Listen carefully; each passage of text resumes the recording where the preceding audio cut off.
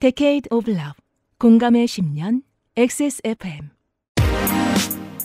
그 알실의 덕질인입니다.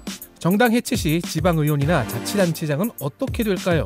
내란은 정확히 언제 끝난 혹은 끝나는 것일까요? 이번 주부터 당분간 XSFM이 사용하기로 한 공식 명칭은 김건희 윤석열의 난입니다. 별난에 대한 여러분의 궁금증을 풀어드리는 김건희 윤석열의 난 FAQ 시간으로 꾸며드리는 24년 12월 세 번째 주말에 그것은 알기 싫다입니다.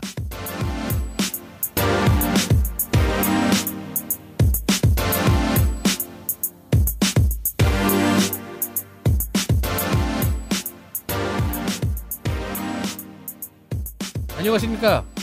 반란이 한 5초 성공할 예정인 홍성갑입니다. 5초요? 지금 5초 다 쓰신 것 같은데. 네. 다시 권좌를 회복한 UPD 유사장이 있습니다. 그렇습니다. 제가 비상계엄했습니까? 덕질인 말해보세요. 물병 던지지 마시고. 네. 요즘은 반란 진압시대. 두 번째 시간입니다. 정치 여러분, 네. 뜨거운 관심 감사합니다. 그러니까요. 진짜 대단한 민주시민들인 게 제가 얘기했잖아요. 영등포역에 12월 14일에 민주시민들이 술을 엄청 먹어가지고 네. 상권이 엄청나게 화랑이었다고. 아마 이제 몇 달 내로 북촌 탄핵 페스티벌이 열릴 거 아닙니까? 구청장이 준비하지 않은 지역 페스티벌이 거대한 수익을 가져다 줄 거거든요. 그쵸. 예, 요즘 북적이는 곳들이 따로 있어요. 우리 메일이랑 우리 인스타가 그래요. 지금 요즘은 반란 진압 시대에 어마어마하게 많은 질문을 보내주신 여러분 감사드리고. 그래서 감사합니다. 저는 들어오기 전에 네. 건조 에디터에게 얘기했습니다. 다시는 이런 특집을 하지 않아야 한다. 미리 준비했던 선물이 없기 때문에 XSFM 관현호 티셔츠를 대방출하겠고요. 대방출이라니 얼마 없잖아. 그러니까 이제. 그래서 몇 분 못 드립니다. 누가 받으실지는 덕질인이 정했습니다. 지금 일부 권한을 가져갔기 때문에 잠시 후부터 확인하시겠습니다. 그리고 지난주에 다행히 우리 너그러운 청취자 여러분들이 가만히 계셔가지고 덕질인이 뭐 틀릴 때 지적을 많이 안 해주셨는데 네. 그래서 백업으로 판사를 불러와야 했습니다. 우리가 또 박판규 변호사 나와 있고요. 네, 안녕하세요. 박판규 변호사입니다. 네. 곧 시작하겠습니다. 그것은 알기 싫다는 촬영할 때 쓴 그 원료 그대로 평산네이처 진경옥 유능한 청소 제주꾼 반려세제 깨끗한 생각 해결의 실마리 데일리라이트 맥주 호모 비오틴에서 도와주고 있습니다. 개발자가 직접 생산하고 개발자가 직접 답하고 당신의 삶이 조금 더 깨끗해질 수 있게 진짜 청소를 하자. 반려세제 깨끗한 생각.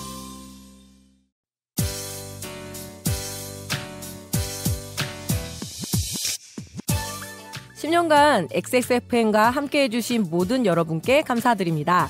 XSFM의 10주년 기념 프로모션의 마지막 오프라인 만남 광주는 팟캐스트 시대 2 24년 12월 28일 토요일 오후 3시 광주 월드컵 경기장 옆 서빛마루 문화예술회관에서 한 해의 마무리를 여러분과 함께하겠습니다. 예매는 인터파크에서 12월 6일 금요일 저녁 7시부터 시작합니다.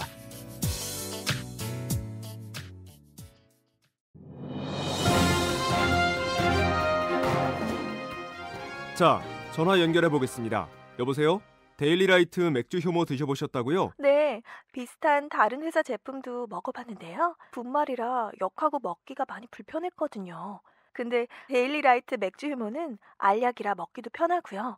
냄새가 없어 그런지 애들도 잘 먹더라고요. 이거 먹고 나서 우리 남편은 글쎄 이마선을 따라서 참... 야야야! 끊어! 야! 끊어! 통화 연결이 고르지 못하네요. 들을 말씀은 아직 많이 남아있는데 아쉽습니다. 말할 수 없는 고민 직접 확인해보세요. 데일리라이트 맥주 효모. 진경옥은 물을 타지 않습니다. 진경옥은 대량 생산하지 않습니다. 진경옥은 항아리에서만 중탕합니다. 진경옥은 엄선된 원료만 사용합니다. 진짜를 찾는다면 진경옥입니다. 고전의 재발견 진경옥. 평산네이처. 진경옥.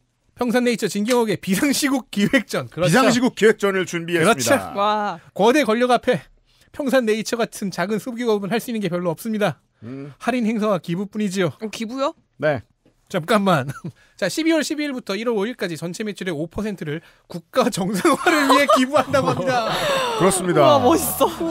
우와, 잠깐만. 네. 의지가 대단합니다. 네. 제가 얘기했죠. TK 향토 기업이라고요. 그럼요. 네. 이게 기부의 명목이 이렇게 멋있을 수가 없는데. 그러니까요. 국가 정상화를 위해. 자, 국가 정상화란 대의를 실현시킬 기부처는 어딜까요? 아직 못 찾았다고 합니다. 그래서 조물주가 조언을 해줬습니다. 네. 어디로요? 18세가 되자마자 계엄의 철퇴를 맞은 자립 준비 청년들에게 기부하라고요. 유니버스 뭐예요? 좋죠, 뭐. 이 세계관 뭐예요? 국가 정상에 분명히 도움이 될 거라고. 그럼요. 네. 그래서 평산네이처 사장님은 그리하기로 하였습니다. 그래서 아름다운 재단 18어른 캠페인에 기부하기로 했습니다. 그렇게 콜라보. 좋지 왜? 자, XSFM 청취자가 평산네이처의 매출을 많이 올려주면 기부금이 많아지죠. 네. 성원을 부탁드리겠습니다. 그렇습니다. 기초 체력이 필요한 때입니다, 여러분. 저 거대 권력 앞에 이런 또 연대가 필요하잖아요. 네. 그러면은 많이들 사서 매출을 높여야 되는 건데 그러기 위해서는 할인을 하면 된다. 그렇습니다. 1개월분을 2만 원 할인하고요. 고급 포장과 보자기 포장도 무료로 진행합니다. 이 무료로 진행한다는 얘기는 네. 사장님이 직접 싸는데요. 자기의 노동력에 대한 대가를 받지 않으시겠다는 겁니다. 맞습니다. 그리고 기부도 합니다. 급격하게 추워진 날씨, 야외에서 버틸 체력까지 길러야 할 이번 겨울, 진경옥이 괜찮습니다. 동급 최강의 퀄리티거든요. 괜찮다는 말로도 부족합니다. 네. 진경옥과 함께 버텨낼 수 있길 바라겠습니다. 비상시국 기획전을 하고 있습니다. 지금 액세스몰로 달려와 주시면 되겠습니다. 질문들이 너무 많이 왔습니다. 그래서 일단 짬처리부터 하죠. 짬 되신 여러분들 아이디도 소개 안 드리고 그냥 쭉쭉 읽어드리도록 하겠습니다. 되도록 두세 가지만 뽑으려고 맨 처음에 생각을 했어요. 네. 근데 너무 많이 오니까 네. 와 이거 두세 가지만 뽑는 건 큰 무리가 될 것 같다 싶어서 덜 중요한 질문들을 모아서 빠르게 처리하는 무례를 범하겠습니다. 좋습니다. 보죠. 일단 요즘은 반란 진압 시대의 주요 탈락자들을 만나보시겠습니다. 이참에 국짐 해체, 사법부 및 언론개혁 완수가 될까요? 안 됩니다. 다른 어떤 것보다 되찾기 가장 어려운 게 양심입니다. 답할 필요 없지. 자, 윤석열 체포는 언제 되나요? 윤석열 사형은 집행될 수 있을까요? 윤석열은 사형인지 무기징역인지 궁금해요. 사형이 이루어질까요? 그렇다면 사형 집행 장소는 어디가 이게 되게 모두의 관심사가 너무 분명하잖아요. 공개 처형하고 싶다는 얘기인데. 그러니까, 다들 단두대를 원하는 거잖아요, 그냥. 문명 이전 시대처럼 굴지 마시고요. Do you people? 21세기 대한민국에서도 예전 박정희 때처럼 독재가 가능할까요? 그럴 뻔했잖아요. 국힘에서 낼 대선 후보는 누굴까요? 니콜라 떡상 가능성이 높다고 보셨나요? 자, 저희는 예언자가 아닙니다. 그 외에 역사 속의 반란 얘기와 같은 질문들은 다 배제했습니다. 네. 역사 얘기 되게 생각보다 많더라고요. 자, 또 다른 탈락자, 주요 탈락. 윤석열은 무슨 생각을 하고 있을까요? 이번 쿠데타 시도에서 한반도 유사시 일본 자위대 상륙 같은 짓도 꾸미진 않았겠죠? 만약에 다른 총리였다면 가능했습니다. 나중에 얘기할 기회가 있으면 할게요. 윤가노미 다양한 호칭입니다. 계엄령을 내린 이유가 그저 반대파 숙청인지 진짜 북한처럼 종신집권을 노린 건지 궁금합니다. 그 어려운 걸 했는데 숙청만 하고 끝날까요? 이승환 씨는 정청래 의원과 동갑인데 피부관리 비법이 궁금합니다. 그걸 저희한테 물어보시면 어떡해요? 이승환 선생님한테 물어보세요. 저희는 독심술 능력이 없습니다. 그 외에 반란과 계란의 관계에 대한 질문도 배제했습니다. 참고로 저는 완숙을 좋아합니다. 그렇습니다. 이 마지막 주요 탈락자. 근데 진짜 실패해야 반란이고 성공하면 혁명이에요? 자, 성공해도 반란입니다. 이거 왠지 노태우가 12월 5일쯤에 전두환한테 물어봤을 것 같은 질문이네요. 근데 진짜야? 형 반란 아니야? 전두환 노태우는 성공했어도 반란자입니다. 처벌 받았어요. 그래서. 그렇죠. 박정희도 시작과 끝은 반란자였습니다. 그 외에 수방사가 무엇인지 지난주 방송 내용을 듣지 않고 질문하신 경우는 또 배제했고요. 네. 수방사가 뭐냐, 반란이 뭐냐, 통챙이가 뭐냐 같은 질문은 이제 사전이나 검색을 이용하시길 바라며 배제했습니다. 네, 생기초 배제했다는 사실 이해해 주시고 그래도 개바빠요. 네, 지난주 거 들으시면 또 좀 보충이 되실 것 같아요. 자, 이게 인스타죠? 네. 인스타그램에서 딩어링27님이 XSFM은 반란의 조짐이 없나요? 일단 선물은 못 주고요. 가능성이 있는 사람은 하나뿐입니다. 네. 충암고를 졸업한 저희 광고 총괄자가 계시죠. 그렇죠. 충암파가 있습니다. 하지만 그가 역심을 품고 있는지는 알 수 없습니다. 저는 독심술 능력이 없기 때문입니다. 올해 3월에 비공개 공개 방송을 했을 때 제가 했던 얘기의 내용을 일부만 밝히겠습니다. 백종원 씨가 했던 유명한 말이 있죠. 내 회사다 생각하고 일할 사람은 없다. 그렇게 생각되면 사장이 해라 그건. 그래서 저는 고민하는 거죠. 내 회사다 생각하고 일할 사람 중에 너무 잔병이 많아서 자기 사업을 차리지 못할 사람은 어디 있을까? 그래서 구한 인재가 유면상 PD다. 그래서 요 몇 주 충한파긴 하지만 요 몇 주 유면상 PD님은 재택근무와 외근을 주로 하시잖아요. 네. 그래서 제가 지금 몇 달째 못 뵙고 있단 말입니다. 그래서 제가 그분의 안부를 유 사장에게 물어볼 때 이렇게 물어봤습니다. 그 형 괜찮아요? 네. 그 형이 괜찮으면 이상한 겁니다. 네. 우리 회사 충한파는 아직 반란을 저지르지 않았습니다. 자, 승413님과 션킴1515님의 질문을 한꺼번에 전달해드리죠. 덕질이는 언젠가는 진짜 UPD를 때릴 거란 말을 했는데 실행하면 반란인가요? 아니요. 생각만 하고 있으니까 반란 모의. 성가비를 해산하겠습니다. 자, 그리고 션킴15님은 덕질인의 사장에 대한 도발적인 발언은 반란으로 볼 수 있나요? 일단 저는 직원이 아니므로 반란이 아니라 외세의 공격에 해당합니다. 그렇습니다. 침략. 외환이죠. 따지자면 동맹국의 배신이라고 칠 수 있죠. 하지만 근시일 내에 상호 도발 이상은 어려운 게요. 서로가 서로의 치명적인 흑역사 증거를 하나씩 쥐고 있습니다. 네. 상호 확증 파괴라고 합니다. 그러니까 외교용어로 말하면 그 양쪽 다 핵이 있다 이런 뜻으로 보시면 되겠습니다. 평화입니다. 크고 아름다운 버튼이 집에 있어요. 도약을 맺으셨다. 네. 후미언이드님이 휴면 아이디 님이 그렇구나. 이게 아이디냐? 네. 휴면 아이디님이 한동훈은 왜 젊을 때 사진이 잘 없어요? 이게 질문할 겁니까? 반란인데 지금. 네, 답은 해드리죠. 가발 쓰기 전 모습 보고 싶다고 하셨어요. 네. 김현정의 뉴스쇼에서 한동훈 19세 사진이 공개된 적이 있어요. 장발이에요. 그렇습니다. 그래서 이제 김현정의 뉴스쇼와 관련해서 우리 방송에서 댓글 남겨주신 분들이 그런 거 아니에요. 왜 준성맘이라고 부르나요? 왜냐하면요. 이런 맥락 없는 이미지 정치에 가장 잘 속아 넘어가주는 시사 프로이기 때문입니다. 네. 물론 그 사진을 보고 싶으신 건 아닐 겁니다. 네. 저는 그 한동훈하고 대학 동기인데, 네. 네. 그 입학자들 신입생 명단 그 PDF가 있어요. 네. 근데 거기에 보면 한동훈하고 제 사진이 있죠. 그렇죠. 네. 그래서 그 사진을 꼭 좀 여기 있는데. 가져오셨어요? 단독. 아니, 단독. 흑백 사진이다. 흑백 사진이죠. 그러니까 흑백으로 된 증명 사진이에요. 근데 이걸 지금 어떻게 찾으신 거예요? 저희 원고를 미리 못 받으셨을 텐데. 자기 입학 사진에서 평소에 들고 가셨다는 거 아니에요? 우와. 머리 많네요. 이때는 많았죠. 네. 이때는 많았다니까요. 지금 산 가발 디자인이랑 비슷한 것 같아요. 네, 궁금해하실 수 있지만 저희가 다른 언론사에 제공하지는 않을 것 같습니다. 물론 네. 쓰잘데기 없는 질문이지만 선물을 드릴 뻔했습니다. 매력 있었다는 사실을 거부하진 못하겠습니다. 라임 CHCP님이 반란죄, 내란죄보다 더 무거운 죄가 있는지 궁금합니다. 여적죄라는 것이 있습니다. 여적죄요? 반란은 이제 국가 내부에서 국가를 뒤집으려는 시도죠. 네. 여적죄는 적국을 도와서 국가를 공격하는 시도입니다. 그리고 여적죄의 형량은 사형 하나뿐입니다. 요거는 이제 박판규 변호사님의 견해도 좀 궁금하고 한 게 내우 외환이라고 흔히 얘기할 때 이 여적죄가 외환에 해당. 그렇죠. 이제 이게 합니다. 이게 내란이나 외란 그 여적죄 이런 거는 형법 이제 그 법대생들이 공부를 할 때 그냥 한 시간 정도 하고 넘어가는 부분이에요. 거의 그쵸. 다룰 일이 없으니까. 왜냐하면 거의 다룰 일도 없고 실제로 문제도 안 처리하지 나오고. 않기 때문에 특히 여적죄 같은 경우에는 판례도 없습니다. 내란은 그나마 판례라도 있는데 어쨌든 이제 이 여적죄는 여기 보면 이제 기수와 미수 이렇게 있을 수 있는데 기수가 됐다는 거는 적국을 도와서 국가를 공격하는 시도를 했다는 거니까 실제로 뭐 어디 가서 우리나라에 미사일을 쏘도록 위치를 알려준다든가 이런 일을 해서 쏘게 만들어서 미사일이 쐈다.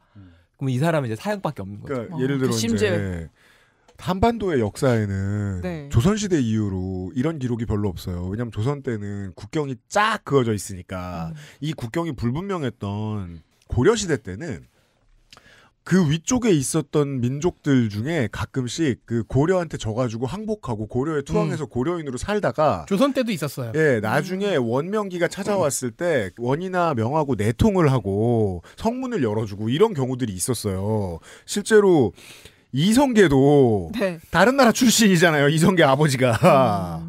이따가 고려에 투항한 사람이잖아요. 근데 그런 거면 이 여적이 분명한데 지금의 여적이라고 하면은 이런 거잖아요. 예를 들어 이번 12월을 생각해보면 북한이 화나게 해서 우리나라 영토에 미사일이 떨어지도록 매니퓰레이션을 했어요. 그러니까 아직까지 확인은 안 됐습니다만 미국이 북한이 공격했다고 오인해서 우리나라의 군대를 더 보내거나 우리나라에서 교전을 치르도록 유도하려고 했어요. 내통은 안 했지만 의도는 했거든요. 이 매니퓰레이션도 여적일 수 있다면 아주 간단해집니다. 그러네. 뒤에 질문들이 다 필요 없어지네. 네. 그러면 내란 플러스 여적이면은 네. 짱인데요? 가능할 수도 있습니다. 최초의 판례. 지금 말하신 시나리오에서는 내란, 외환, 네. 여적을 우와 트리플 크라운. 네. 그러면 이제 반송물 막 쓸 거 아니에요? 보통의 범죄자들처럼. 그래서 그 형량을 감경을 최대한 해가지고 그래도 사형. 왜냐하면 모든 판사들은 이 문제를 공부를 많이 안 해봤기 때문에. 아까 잠깐 얘기 나눌 때였는데 연구도 잘 안 된대요. 저 반 좀 죽일 순 없잖아요. 그렇죠. 사형 반띵은 어렵습니다. 그렇죠. 423623AM님이 반란군에게 즉결 사대기 같은 건 불가능한가요? 저기요. 이게 뭐야? 그 1일 드라마 많이 보시는 한 분 더. 김치 사대기. 크로스필즈님이 비계엄 상황에서 반란자를 제압 제거할 수 있는 학법적인 방법이 있나요? 자, 반란자라 하면 이미 무력이나 공적인 권한을 동원해서 강제적으로 국가 질서를 엎어버리고 있는 사람이지요. 그렇죠. 그렇다면 국가의 주인, 옛날로 치면 왕과 왕족, 지금은 주권자인 우리 국민은 그 옛날에 왕과 그의 정부가 그랬듯 진압을 해야 합니다. 아, 데려와서 국문을 하고 주리를 틀고. 즉 이건 제 생각인데 폭력을 써도 위법하지 않을 것입니다. 게다가 광주의 교훈이 있죠. 그런 것은 저항권으로도 해석됩니다. 안기령 대변인의 경우처럼요. 그렇죠. 실제로 국회 40, 50대 여성 부족관들이 특전사들을 막는 과정에서 싸대기를 날렸답니다. 그렇습니다. 이번에요? 이번에 하신 분들이 있습니다. 제가 자세히 들은 얘기가 있는데 네. 정확히 이렇게 했대요. 야, 내 아들이 몇 사단 어디에 무슨 장교다. 너 몇 기야. 강력한 정신적 싸대기를 날리셨네. 주권자 시민이 반란자와 교전 중에 반란자를 주살하는 경우라면 살인죄가 적용되는지는 판사 출신 변호사께서 답해 주시겠습니다. 공부 안 해봤다잖아요. 중요하지 않아서. 그러니까 이제 아까도 이거 이야기했는데 네. 케이스 바이 케이스고 만약에 우리가 기억하는 그 12월 3일 밤에 아마 실탄을 장전하고 들어와서 만약에 발사를 했다. 사상자가 있었다면. 그래서 그러니까 사상자가 발사 안 해도 어쨌든 쏘기만 그 했다면. 안에서 네. 그 창문 깨고 들어가가지고 거기서 만약 총을 쐈다. 이렇다면 저는 만약에 그 총을 쏜 군인에 대한 살해 행위가 있었다 하더라도 정당방위 가능할 겁니다. 근데 다만 이미 점령이 된 상태에서 경비를 보고 있는 군인을 사살하는 거 가지고는 그건 처벌될 가능성이 있고. 아, 네. 그거는 좀, 그건 어쌔신 크리드. 그래서, 그러니까 이제 이게 정당방위로만 지금 이제 그 위법성이 조각되는, 그러니까 범죄가 안 되는 건데, 정당방위는 늘 상호성입니다. 상대가 어느 정도의 폭력을 쓰냐에 따라서 거기에 상응하는 폭력을 쓸 때는 정당방위가 되는 거죠. 그러니까 아까 말처럼 본청 안에서 실탄을 발사했다면, 저는 만약에 그 정당방위로서 사살도 가능하다. 그러나 이제 실탄을 하지 않은 상태에서 그 상태에서는 하면 안 된다. 때리는 건 되나요? 그것도 아까 말했던 상황에 대한 그 대등성. 그래서 뭔가 밀치고 있다. 그러면 이제 싸대기 가능하죠. 그렇죠. 그날의 비주얼 보도들 때문에 우리가 총까지 안 가도 되는 게 밀고 들어왔고. 그러면 싸대기는 된다. 리터럴리 푸시. 네, 뭐 밀고 들어왔고. 팔 붙잡고 끌고 나간 경우도 있다고 하고. 유리창 깼고 들고 나갔고 했는데 여기에서 연막탄은 아니지만 연막탄 역할을 대신해준 소화기를 쓴 정도는. 그리고 주먹을 날리고 싸대기를 날린 정도는. 법적으로 72위 가릴 만한 문제는 전혀 가능합니다. 아니다. 저는 가능합니다. 근데 이제 혹시 길 가다가 특전사 본다고 싸대기 날리면 안 됩니다. 그쵸. 네, 그건 이해했습니다. 네, 도움이 됩니다. 다음 보겠습니다. PPSS 후님이 질문 많이 보내셨어요. 그러니까 이게 욕심 많아. 이게 질문 한꺼번에 여러 가지 하지 마세요. 그렇다고 여러 질문을 여러 번 하지도 마세요. 국힘 지도부는 왜 도망갔을까요? 도망갔다는 말은 언제 얘기일까요? 해제 표결 때라면 추경호의 농간이었고 첫 탄핵 표결 때라면 불성립시키려고 간 거죠. 네. 유니본 극우 유튜버는 어디인가요? 정확히 윤 전 대통이라고 쓰셨는데 벌써 전 대통령이라고 칭하시는군요. 근데 내란의 우두머리 잠시 후에 몇 번 얘기했습니다만은 내란의 우두머리면 공식 코칭에서 대통령 빠집니다. 네. 우린 전례가 있습니다. 다 윤석열 피의자라고 하죠 벌써. 네. 대충 이봉규, 고성국, 안정권, 신혜식 같은 사람들인데 건강이 안 좋으니 권하지 않습니다. 네, 그 외에 법적인 쟁점은 그게 있습니다. 내란 수괴 및 내란 범죄자들 편을 들거나 그들의 주장을 그대로 답습하는 것도 법에 저촉될 수 있기는 합니다. 그리고 뭐 있어? 양구군청에 온 군인들은 잘한 거예요? 못한 거예요? 처벌 가능? 이거는 불확실합니다. 경계 태세가 격상됨에 따라서 군경 합동 상황실을 설치하려고 양구군청에 간 거라고 하는데 그게 아니라 북한에 대한 도발을 준비했다는 썰도 있습니다. 아직 모릅니다. 조사가 필요하군요. 네, 이것은 조사 후에 밝혀질 것인 게 왜 중요하냐면 육군 지작사와 이작사가 여기에 대해서 얼마나 알고 있었느냐, 어느 선까지 알고 있었느냐를 양구군의 사태로 상황으로 알 수 있거든요. 여기가 지금 3군단 병력들이거든요. 네. 제가 3군단 출신이어서 정말로 북한 도발의 문제로만 들었느냐 아니면 다른 기획도 들었느냐가 나오겠죠. 제가 10년 전에 취급했던 2급 비밀 작전 기획에 따르면 이런 내용은 없었던 것 같은데. 그러니까 이 두 명의 포스타, 이 작전사령관들 서울에 들어올 일이 없는 그 부대를 이끌고 있는 그 대장들이 뭔가 발언을 할 겁니다. 그렇죠. 아마 발뺌을 할 텐데 이거 조사가 될 거예요. 근데 3군단은 뭐 네. 이제 그 내란 그 죄 이제 세 가지 유형이 있는데 네. 마지막 유형인데 그 부하 내동 부하 수행이라고 써 있어요. 부하 수행. 그러니까 이제 그냥 줏대 없이 쫓아다니면서 움직인 애들. 그러니까 그 우두머리 주요 가담자, 주요 임무 가담자, 네. 그다음에 부하 수행 또는 폭동에 관여한 자. 그럼 왠지 2차 가자고 했을 때 좋아하는 사람들처럼 느껴지는데. 세 번째 특징이 뭐냐면 네. 특별한 지시가 없는데 내란에 가담한 자들이에요. 와, 내란이다. 그러니까 지금 양구구청에 간 사람들이 네. 김용이냐 이런 데에도 지시를 안 받고 갔을 가능성도 있거든요. 그러면은 네. 그 사람들이 이제 부하 수행한 자들이 될 수 있죠. 물론 이제 그게 된다고 해서 다 처벌되는 건 아닌데 어쨌든 거기에 해당될 수도 있다. 근데 만약에 이 3군단의 해명대로 경계 태세가 올라가니까 군경 합동 상황실 설치하려고 간 거다. 자동적으로 했다. 하는 거다면은 이제 아무것도 아무 일도 아닌데. 네, 이걸 다시 한번 소개해드리죠. 내란 수괴범과 내란범을 구분하는 건 세 가지 등급밖에 없다. 네, 1번 우두머리, 2번 주요 임무 종사자, 3번 단순가담자. 단순가담자를 법적으로는 이렇게 표현한다. 부하 수행하거나 단순히 폭동에만 관여한 자다라고요. 근데 부하 수행은 군인들이 할 수 있는데 단순히 폭동에만 관여한 자들로 말할 것 같으면 광화문 태극기 부대도 얼마든지 해석할 수 있습니다. 그러니까 이 3호는 지시가 없어서 움직인 사람들도 처벌된다는 거예요. 그렇죠. 네. 그거는 지금 자유통일당이네요. 보기도 했군요. 정광훈이 지시해서 움직였으면 지시가 없었는데 움직인 거잖아요. 그렇죠. 법적으로는. 네, 그렇죠. 그러면 부하 수행 혹은 단순 가담자네. 네. 라고 생각하면 경찰 일손이 많이 모자랍니다. 문희.그레이님이 아직 저 선물 받을 사람 안 나왔죠? 아니요, 이분 선물 받으십니다. 아, 그래요? 물어보기 잘했네. 자, 이분은 그러니까 잡질문 중에서 좀 많이 빛나는 거 하나. 이분은 저 소셜 담당자가 저 메시지를 보내드릴 테니까 답장 주셔야 돼요. 주셔야 돼요. 네, 티셔츠 사이즈 알려주시고요. 수감되면 주요 내란 종사자 이상급은 독방에 수감되나요? 어코모데이션. 어메니티는 안 궁금하십니까? 샤워 소프는 알았어요. 빨리 하라고 저한테 뭐라 그러네. 아니면 다양한 범죄자들과 버무려져 생활하게 되나요? 이 단어 선택 때문에 선정되었습니다. 범죄자들과 버무려져. 엄밀히 말해서 교도소의 독방은 보통은 징벌의 성격입니다. 다른 재소자들과 충돌이 생겨서 버무려진 고기가 될 것 같거나 아니면 수감 이전에 사회적 신분이 너무 높은 요인의 경우엔 징벌의 의미 없이 독방을 주기도 합니다. 여기에 해당했던 사람들이 이명박, 박근혜, 이재용입니다. 사회적 지위도 고려의 대상입니까? 근데 그 경우에는 섞이면 귀찮아지니까요. 너무 유명하다. 그죠? 그리고 사실 이번에 윤석열은 또 두 가지 다에 해당할 수 있을 것 같아요. 요인이면서 네. 수감자들과 충돌해서 버무려질 수 있다.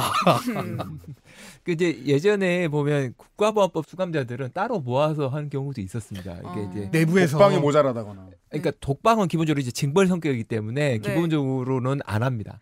여러 살 수감자 하는데 보통 이제 폭력 전과자들하고 섞어 놓으면 이게 좀 관리가 어렵기 때문에 이게 따로 이렇게 모아놓은 경우가 있는데 이번 내란 감면 너무 많아가지고 독방을 다 줄 수가 없고 그쵸. 그럼 이제 또 들어오면은 제가 보기엔 장성급도 독방 쓰기는 어려울 것 같아요. 그러면은 형 구하러 왔구나. 아니 나도 갇혔어 하는 거죠. 그러니까 평소 같으면 한 중장 정도 되면 좀 주요 이렇게 보면 좀 그러니까 그 정도면 좀 짜증나지만 예우는 너무 많아서 예우 차원에서라도 줘야 될 것 같은데 예우를 받기 어려울 것 같고 그냥 적당한 아마 뭐 횡령범이나 사기범들하고 같이 그러니까 이게 사회적 신분의 인플레이션이 너무 심해요 이번 범죄에 이게 이제 군대 농담인데 네. 우리가 평소에 사단 생활을 하면 스타를 2명밖에 못 봅니다. 부사단장하고 사단장, 그렇죠. 준장하고 소장밖에 못 만나요. 근데 내가 둘이 합쳐봤자 별 3개. 근데 내가 국방부에서 생활을 하면 고향이 밥 주고 있는 중장들을 만날 수 있잖아요. 그 스타들이 너무 많잖아요. 그쵸. 화단에서 개미한테 물 붓고 있는 중장을 보고 그러니까 스타를 보고 준장들 이런 사람들 뒷짐도 못 지고 막 기죽어서 다니는 걸 볼 수 있잖아요. 이게 너무 많이 몰려 있으면 중장 이하는 단체 생활을 하게 될 것이다. 잘못하면은 사동 하나를 싹 비운 다음에 거기를 내란범들로만 채워서 내란동. 네, 그러니까 반란동. 그 반란 범죄자들을 가두기에 우리의 인프라 부족이 지금 문제가 되고 있다는 설명이고요. 다음은 선물 드릴 거고요, 이분. 네. 다음은 리_JY_1111님이 만약에 국회가 계엄 해제에 실패했다면 인터넷 통제가 가능했을까요? 괄호. 위성 인터넷도 잘 쓰는 시대에 괄호. 이 괄호 안의 내용이 어떠한 답변을 제한시키고 있는데 이 제한을 걷어내고 보실 필요가 있겠습니다. 그리고 사실 인류는 아직 위성 인터넷을 거의 안 쓰고 있습니다. 네. 스타링크라는 제대로 상용화되지 않은 극소수를 제외하면 모두 다 해저 케이블에 개발한 인터넷이에요. 아이폰이 일부 국가에서 정말 급한 때 위성 인터넷을 쓸 수 있는 기능을 개발하고 지금 쓰고 있죠. 그 정도입니다. 네. 따라서 모든 해저 케이블로 통하는 모든 터미널을 다 막아버리지 않는 한 인터넷 통제는 힘듭니다. 기술로 왜냐면 막아놔도 또 뚫리고 또 뚫려요. 저 중국이 그렇게 하고 있고요. 네, 그러니까 기술과 편의 시설로서의 인터넷을 아예 막는 건 안 됩니다. 중국도 못 하고요. 네. 만약에 적법한 계엄일 경우에는 유언비어 유포를 막고 정보 창구를 일원화할 필요에 의해서 언론을 통제를 할 것이지만 그것도 뭐 주요 언론만 검열을 하면 목적이 달성되는 거라요. 그래서 적법한 계엄이라면 뭐 그 외의 언론까지 막을 필요는 없고 이유도 없고 불가능합니다. 그럼 다른 답변을 해야지. 이게 적법한 계엄이 아니라면 시도는 하겠지만 실패했을 것이다. 저는 이런 과감한 선택을 해봅니다. 웨이보 코리아가 생겼을 겁니다. 왜냐하면 당장 인터넷의 가두리 양식장으로 자기 국민들을 가두어 놓고 외부 언론을 못 보게 하는 기술, 가장 발전한 기술 한 나라에밖에 없어요. 전 거기서 수입해 온다에 한 표. 수입을 한 다음에 그런데, 네이버로 쳐들어가겠군요. 네, 그러면 그 다음에 우리한테 바뀌는 건 뭐죠? 구글 못 들어가죠, 우리도. 근데 그거를 그래서 한국판 OS를 쓰겠죠. 뚫어내겠죠, 또.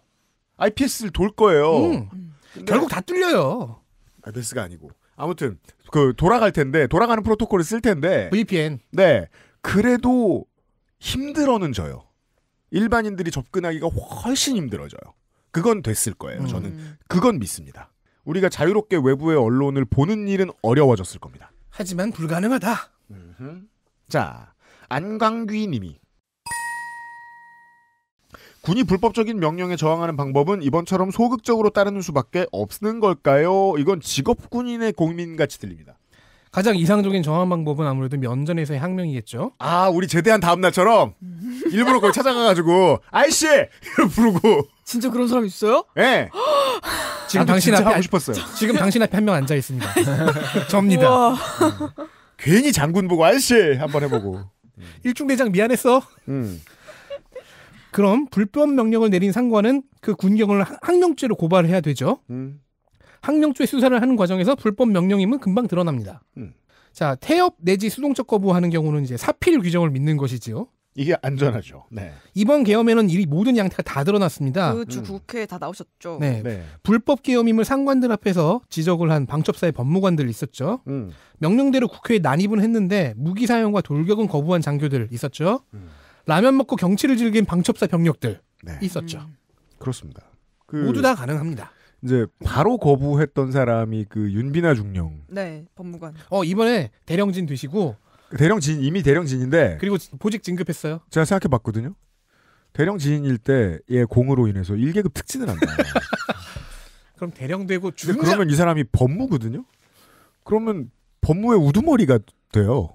예, 그래서 이제 인사 적체가 좀 일어날 수 있습니다. 실제 실장님이 지금 아직 제대할 때가 안 됐을 것이기 때문에. 아니요, 지금 실장 윤비나 중령은 진짜 특진 줘야 됩니다. 이 사람은. 아니요, 법무실장 지금 교체돼요. 교체가 됐어요. 네. 네, 방첩사 법무실장은 지금 교체가 돼요. 네. 바로 그 윤비나 대령진으로. 아, 내가 말한 건 장군이 되면 육군 법무실장이 돼야 돼요. 네. 더 올라갈 데가 없다고. 그게 나쁘지 않은데? 네. 그런 말씀이고요. HJ소울23님이 합참의장에 대한 이야기가 안 보이는데 이번 사태의 합참의장의 역할과 반응이 궁금합니다. 반란자들이 수군대 봤습니다. 결과 해군인 합참의장은 오물풍성 원점 타격 명령을 했을 때 그건 확전지시해서 따를 수 없다고 거부하기도 해서 얘는 반란에 참여할 자격이 없다 판정을 내리고 왕따시켰습니다. 퓨어합니다 지금. 이 왕따는 개꿀이지요. 네. 참고인 조사를 받으러 갈 수는 있습니다. 네. 거기에서 이제 쉬는 시간에 게임해야죠. 옆에 공군이랑 같이 공군 참모총장이랑 같이 죄가 없거든요. 네. 그래서 지금 군 내부 실서를 단돌이 하느라 바쁩니다. 이 점도 여러모로 전두환 혹은 박정희의 반란을 참고했다고 자꾸 사람들이 역사가들이 이야기하는 거 아니에요. 박정희도 해군 공군을 괄시합니다. 그리고 그걸 전두환도 보고 살았고 전두환은 박정희가 한 걸 보고 또 따라한 측면들이 있기 때문에 해군 공군을 완전히 머릿속에서 지우고 반란을 조직을 합니다. 평상시에 그렇게 느꼈다는 거 아니에요. 가끔 금일봉을 준다 군인들을 불러서. 얘네들 의리 지키라는 의미에서. 국가 검찰이 하는 일. 네. 근데 해참총장, 공참총장 오면 육군 애들 줄 때 3분의 1, 4분의 1밖에 안 준다. 늘 그런 식이었습니다. 우리나라 현대의 반란 범들에게는 말입니다. 그래서 편할 것이다. 익명의 질문. 이번 내란에 참여한 경찰이나 군인들은 어떻게 되나요? 명령에 어쩔 수 없이 따르던 사람과 주도적으로 명령하고 실행하는 사람들을 구별하는 기준이 존재하나요? 기준은 이미 알고 계십니다. 명령이지요. 지휘체계에서 명령을 내리고 또 하달하고 하는 군대로 치면 장교인 사람들이 주된 수사 대상입니다. 부사관과 병사, 말단지휘관의 같은 경우에는 너무 적극적으로 참여하지 않은 이상은 신분은 반란군이 맞겠지만 대충 참작해줘서 퉁쳐주면 될 겁니다. 하지만 적극적으로 참여해서 내란에 참여 중입니다. 나 안 부끄러운데 같은 말을 한 놈들은 말단이라도 잡아내서 경징계라도 내려야 될 겁니다. 요 내란에 관해서 우리나라는 이제 판례가 몇 개 있죠. 몇 개라는 게 너무 웃기긴 해요. 몇 개 있죠. 김재규 내란 한 번 있었고, 네. 그다음에 이제 전두환 노태우 내란이 한 번 있었고, 또 내란은 아니지만 이제 통진당의 내란 예비 모의 선동으로 이제 처벌받은 게 있는데. 그때 이제 이렇게 말단, 이제 통진당은 이제 기수한 적이 없기 때문에 그냥 그 예비 단계에서 끝난 거죠. 근데 이제 그 전에 있던 그 김재규와 전두환 요때 때는 말단에 대해서는 워낙 오래된 일이고 김재규는 너무 바로 됐고 이런 여러 가지 사정에서 말단을 처벌을 안 했습니다.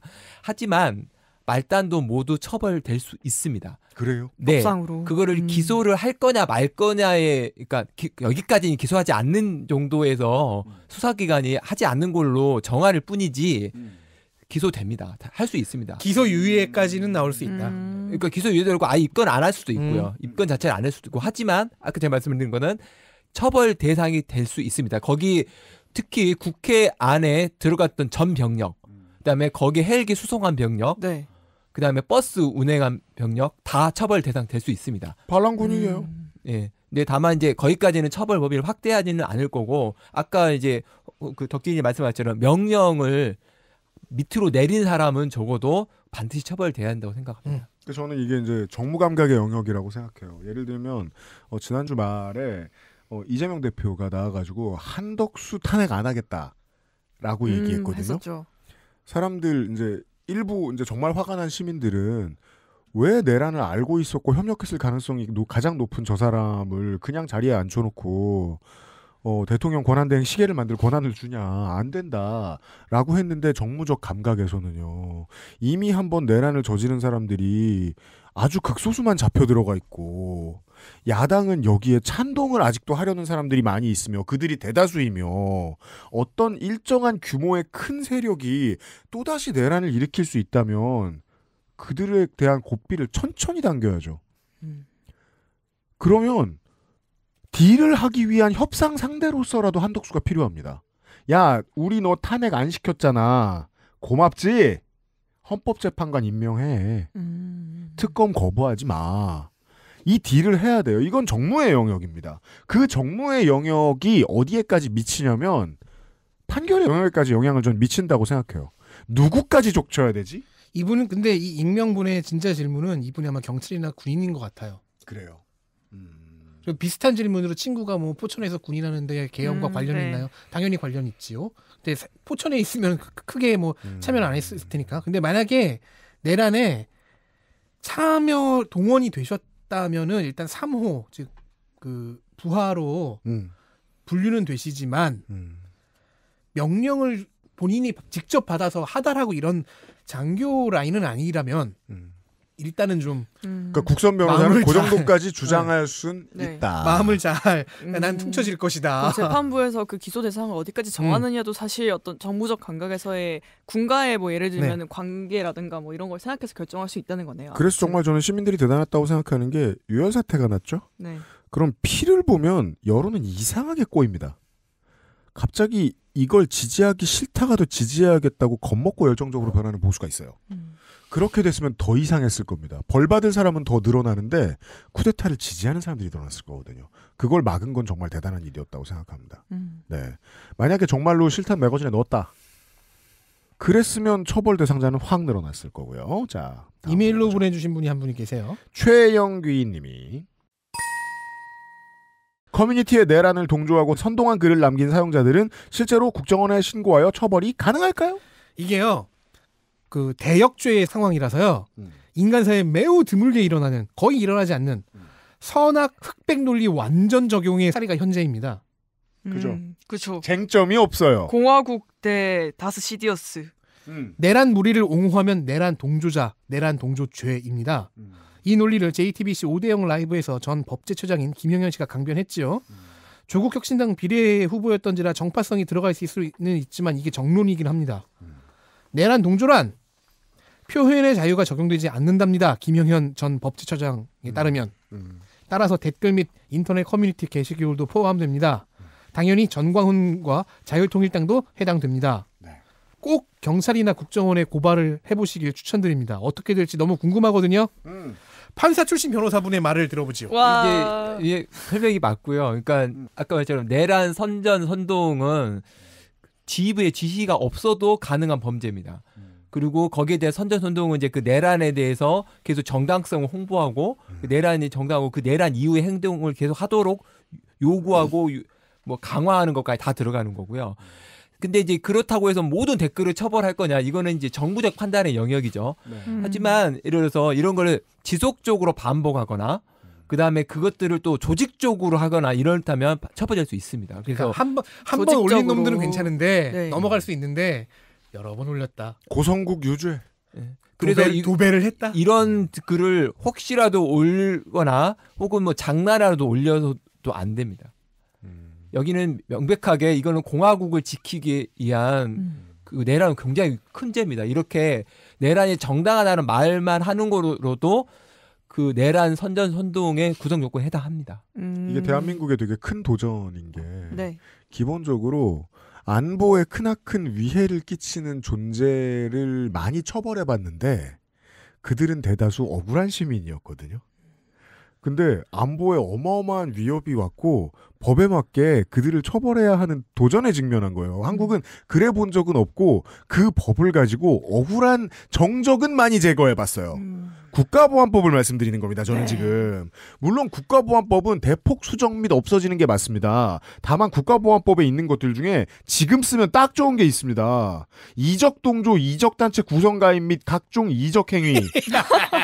자유통일당이라든가. 근데 이건 사실 잘 쓰지 않는 조항이긴 한데. 목적 수행죄, 중요시설 파괴. 그리고 찬양 고무죄가 있거든요. 근데 기본적 찬양 고무죄는 그 국가보안법에서 처벌하는 건 북한 정권을 찬양하거나 김씨 일가 찬양하거나 고무하는 행위예요. 근데 이걸 빼면 내란 목적자들을 찬양 고무한 것을 죄를 매기는 건 죄를 무는 건 국가보안법의 정신에 전혀 어긋나지 않아요. 저는 지금 극우 유튜브 채널들이 국가보안법을 정면으로 위배하고 있다고 말씀드리는 겁니다. 그 예전에 이제 뭐 옛날에 학생운동사에서 보면 이제 뭐 맥기 전대협이 반국가 단체 선고를 받았느냐 안 받았느냐 이게 이제 맞아요. 있었습니다. 네. 맥기는 반국가 단체 선전 받았고 안 받았고 이런 게 있었는데 지금 국민의힘이 지금 내란 그 비상계엄의 정당성을 계속 이야기하고 그 다음에 내란이 아니다. 네. 혹은 대통령의 적법한 법정 행위다. 이런 주장을 계속 하게 된다면 국민의힘도 반국가 단체 선정 될 수 있습니다.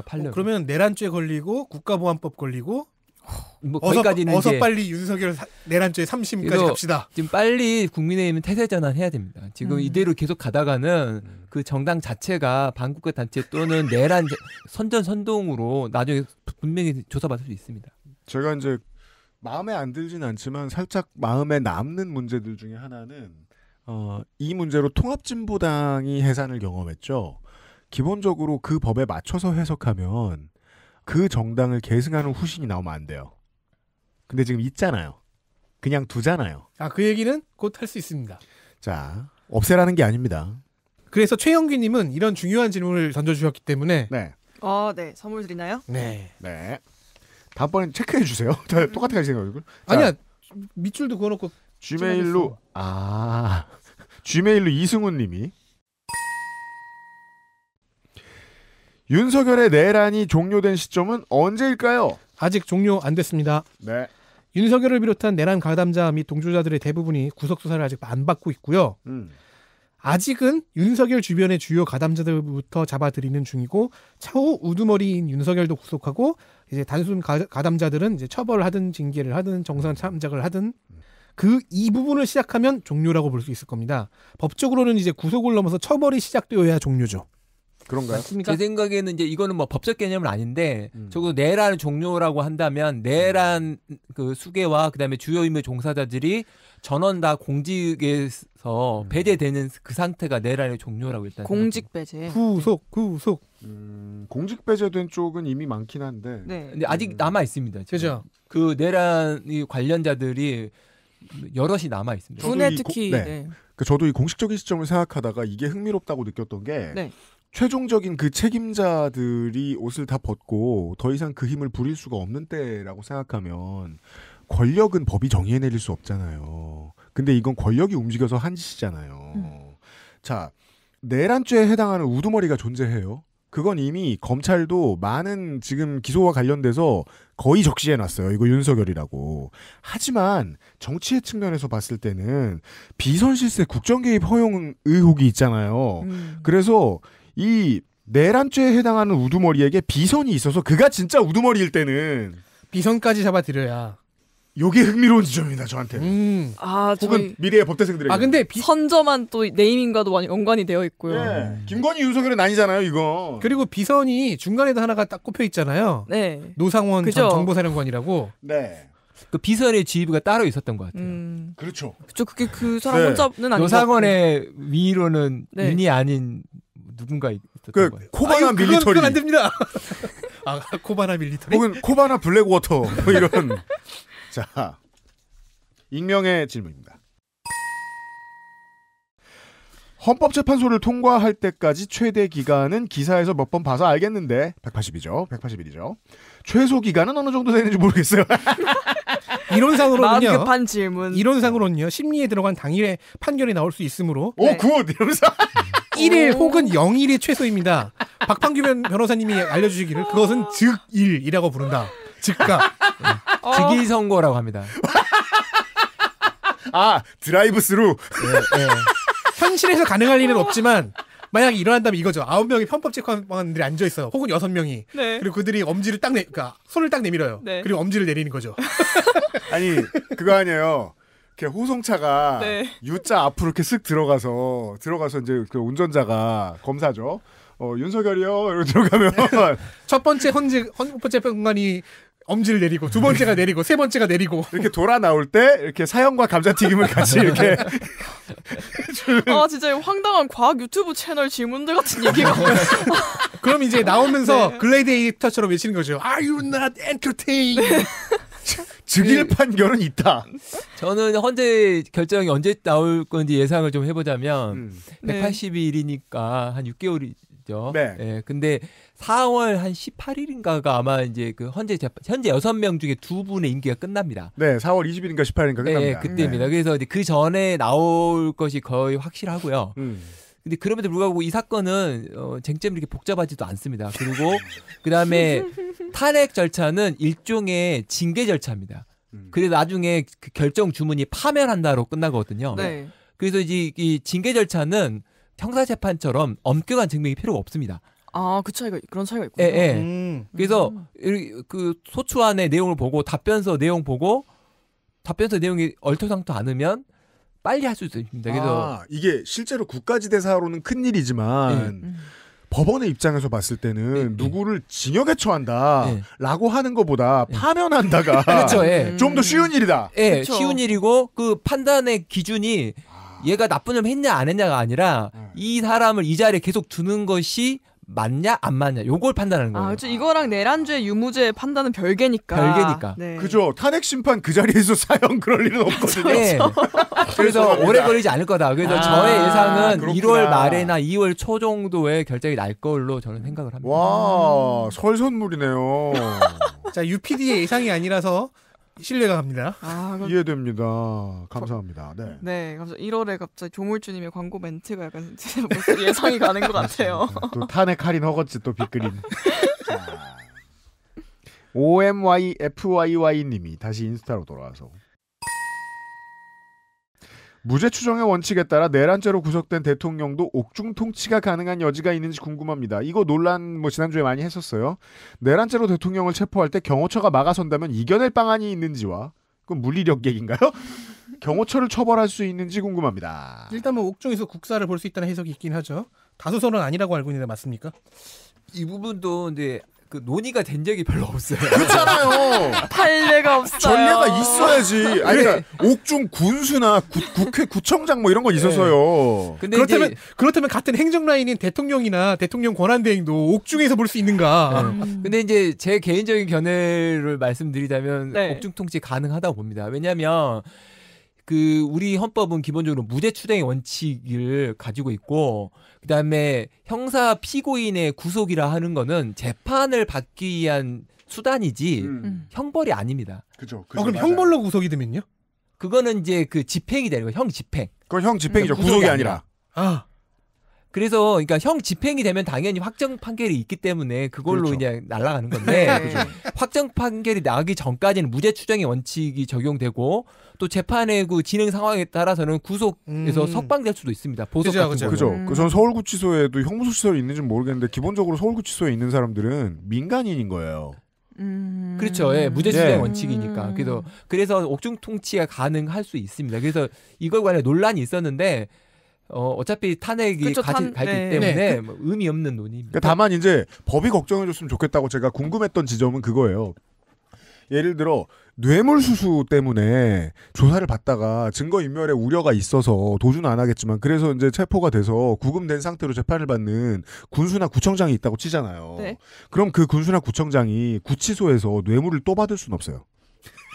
근데 내란을 일으켜서 구속돼가지고 재판을 받고 있는 대통령이 옥중에서 내란을 또 일으킬 수 있다면 그건 가능하겠죠. 그렇다면 그의 업무를 아예 마비시키는 게 맞잖아요. 그러니까 그렇게 하는 절차를 우리가 헌법이 예정하고 있는 게 탄핵이라는 그렇죠. 거죠. 그래서 업무를 못하게 만든 거죠. 그죠. 물론 그거는 지금 맞아요. 탄핵으로 직무 정지시켜야지 구속으로 정지할 수는 없다고 저는 이제 생각하는 거죠. 저는 박판구 변호사를 만난 다음부터 이런 그 아주 복잡하고 귀찮은 이 권력을 세분하게 나눈 이 짜증나는 절차가 너무 좋아요. 예. 이건 국회가 막는 거예요. 옥중 통치는. 네. 그리고 경호처의 권한은요. 진입은 막을 수 있어요. 근데 구속 체포를 막을 수는 없습니다. 그래서 실패했죠. 지난번에. 그래도 만약에 막는다. 그럼 공무집행방해를 걸 수 있고요. 그리고 같이 잡아가면 됩니다. 그죠? 우리가 영화에서 보던 저 US 마샬하고 FBI가 서로 총 겨누고 있는 멋있는 장면. 공무집행방해 2 혹시 모르지만 내란 동조.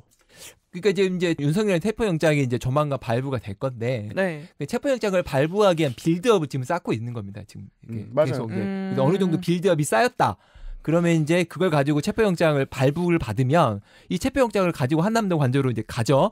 그래서 그걸 못 들어가는 사람 한 명씩 이제 약간 신나신 것 같은데 같이 긴급 체포하면 됩니다. 묘하게 텐션이 높아지신 것 같은데 지금 신나셨어요. 왜냐면 봐 재밌잖아. 지금 저희들 녹음하는데 이번 주 초에도 저 경찰이 대통령 경호처 대체하다가 한 7시간 한 반나절을 대체하다가 빠졌잖아요. 지휘관은 뒤에서 씩 웃었을 거예요. 그래 다음번에 검찰 왔을 때도 맞겠지? 그러니까 이랬을 때 이제 경찰이나 검찰이나 공수처가 집에 돌아가는 발걸음이 가벼운 이유는 이걸 적어 넣으면 다음번에 체포영장 발부받을 때 훨씬 쉬울 테니까. 그리고 쟤들도 다 잡아가야지. 맞습니다. 빌드업을 하고 있는. 그렇군요. 네. 자 메일로 이재욱님께서 이분은 선물 드립니다. 받아가세요. 축하드려요. 대통령 권한대행이 거부권, 임명거부 또는 극단적으로 계엄을 야 한덕수 계엄. 와우. 한덕수 계엄할 때 만약에 한덕수가 계엄 선포하면 처음으로 할 말이 뭔지 알아요? 나는 하버드를 졸업했다. 영어로는 I graduated from 하버드. 이론적으로 대통령 권한대행은 대통령이 할 수 있는 모든 것을 할 수 있습니다. 그래서 이번 주 수요일에 한덕수 권한대행이 자랑스럽게 발표한 첫 번째 일성은 뭐죠? 시계 안 만든다. 국민 여러분은 걱정하지 마시고 만들 수 있지만 근데 다만 다수설이나 혹은 이제 정치 도의적으로 권한대행은 진취적인, 적극적인 국정 운영이 아니라 현상 유지에 방점을 둬야 됩니다. 네. 그래서 자신의 내각을 꾸리거나 할 수는 없어요. 임명권이 없어요. 있긴 한데 안 써요. 안 써요. 쓰지 않는 것이 언제나 권장이 돼요. 하지만 거부권 정도는 대행도 쓸 수 있고 실제로 고건 총리가 노무현 당시에 쓴 전례가 있습니다. 그리고 양국관리법을 비롯한 법안에 대해 국민의힘이 거부권 건의를 했어요. 제의 요구권. 네. 그래서 한덕수 대행이 난감해집니다. 거부하면은 민주당을 비롯한 6개 당이 빡쳐요. 거부 안 하면 국민의힘이 빡쳐요. 그래서 한덕수 대행은 자신의 필살 스킬인 가만히 있기를 썼습니다. 그렇습니다. 국무회의에 제의 요구안 상정을 안 하고 보류하기로 했어요. 이렇게 15일을 기다리잖아요. 그럼 국회의장에게 공이 넘어가서 국회의장이 법안을 공포하게 됩니다. 이것이 가만히 있어서 현상을 유지하는 한덕수 권한대행의 정치력입니다. 네. 윤석열보다는 나아 보입니다. 대행은 수사 잘 받으세요? 그렇습니다. 다만 이제 국회의장에게 넘어가는 동안에 15일이 되게 중요한 게 모든 문제에서 시간을 끌게 되죠. 네. 지금 순간에 시간이 가장 필요한 건 윤석열 일당들이기 때문에 그 점은 있고요. 그냥 별개로 현실이 아닌 허구의 세계에서는 그 권한대행이 적극적인 국정 운영을 펼친 경우가 있어요. 예전에 다룬 적이 있는 드라마 60일 지정생존자였죠. 네. 지진희 씨가 연기한 환경부 장관 박무진이 내각에서 유일하게 살아남은 1인이 돼서 60일 동안 국정을 운영해야 되니까 자신의 내각을 임명해요. 이건 뭐 드라마 아니어도 참작 가능하겠죠. 그렇죠. 왜냐면 자기를 뺀 모든 내각이 다 없어졌으니까. 그쵸. 현상 유지를 하려면 내각이 필요하다. 네. 네. 근데 지금이 그런 상황 아니지 않습니까? 물론 도의와 다수 이론을 무시하고 막 나가기 시작한다. 한덕수 대행이 막 계엄을 선포한다. 그렇다면 그렇다면 야당은 국무총리 탄핵으로 대응할 수 있어요. 근데 여기서 해석이 갈립니다. 탄핵을 할 때 필요한 표가 국무위원을 탄핵하는 정족수인 150표다. 아니다. 대통령 대행이니까 대통령 탄핵 정족수인 200표가 필요하다. 이 두 가지 해석이 있는데요. 박판규 변호사님의 해석이 궁금합니다. 이런 것도 일단 학계 논의는 없어요. 그렇잖아요. 이런 경우가 잘 없고 이걸 역사를 쓰고 있네요. 이런 논의를 해서 무슨 뭐 학위를 받겠어 뭘 하겠어요. 근데 이제 학위도 안 줘. 이거 연구하고. 근데 이제 국무총리의 대통령 권한 대행이고요. 네. 기본적인 직책은 국무총리입니다. 그렇기 때문에 국무총리의 탄핵 요건으로 충족하면 충분하고요. 150표설. 네. 네가 국무총리야 대통령이야. 네. 국무총리잖아. 이게 다시 한번 말할게. 헌법의 원리라는 게 왜 대통령만 200석이고 나머지는 150석이냐. 대통령은 민주적 정당성을 가지고 있기 때문입니다. 국민투표를 통해서 선출된 사람이고요. 네. 총리는 아니기 때문에. 그렇죠. 총리는 임명직이 될 수가 없습니다. 총리는 지금 임명직이고 대행으로 임시를 맡은 것이니까 그럼 150표 이론이 좀 더 맞아 보이긴 그 얘기하니까 하네요. 깔끔하네요. 국민의 주권이 직접 명하고 앉힌 인사면 3분의 2 정도의 방어선을 준다. 이해됩니다. 네, 우리가 감독 대행한테 감독 연봉 주지 않으니까 좋습니다.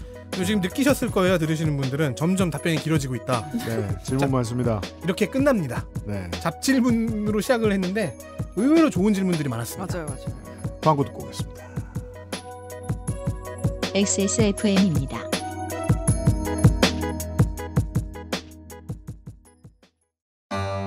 아침마다 커피 한 잔 참 좋은데 커피포트 안에 저거 닦아도 어쩐지 찝찝하던데. 눈에 보이지 않는 때가 그렇게 많다던데 제대로 청소가 되고 있는 거 맞냐? 텀블러는 또 어떻고? 좁은 입구에 청소하기도 힘들지 쾌쾌한 가습기는 말도 마. 호흡기로 바로 들어가 청소를 매일 해도 찝찝한 게 사실 낫기는 또 어찌나 안 쓸 수가 없어. 이거 대체 어째야 돼? 다른 생각하지 마세요. 오직 깨끗한 생각. 숨은 데엔 반려세제 클리빈. 정제수를 넣지 않고 엄선된 원료 그대로 만들었습니다.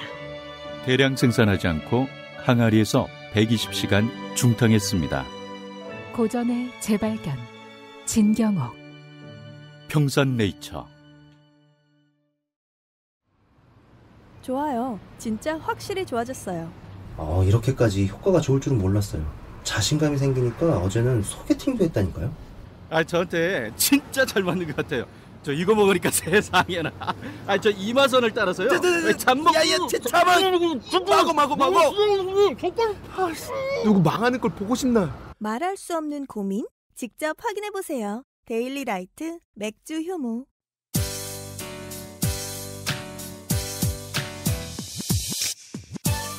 (10년간) XSFM과 함께해주신 모든 여러분께 감사드립니다.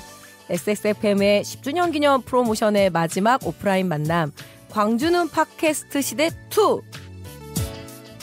24년 12월 28일 토요일 오후 3시 광주 월드컵 경기장 옆 서빛마루 문화예술회관에서 한 해의 마무리를 여러분과 함께하겠습니다. 예매는 인터파크에서 12월 6일 금요일 저녁 7시부터 시작합니다.